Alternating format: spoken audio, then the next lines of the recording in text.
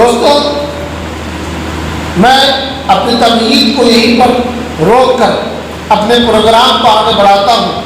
तलबा और सामाईन के दरमियान ज़्यादा हाइल न होते हुए मैं बिला ताख़ीर बुज़ुर्गों की रिवायत को कायम रखते हुए क़िराअत के लिए हाफिज़ बदर आलम साहब को मदऊ करता हूँ।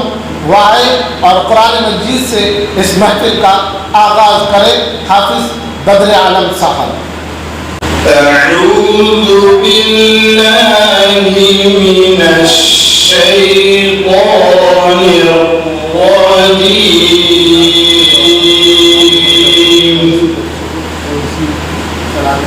बिस्मिल्लाहिर रहमानिर रहीम।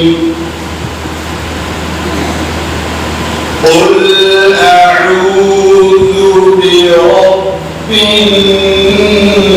الناس ملك الناس إله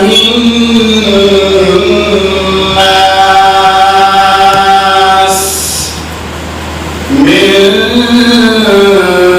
شر الوسواس الخناس الذي يوسوس في صدور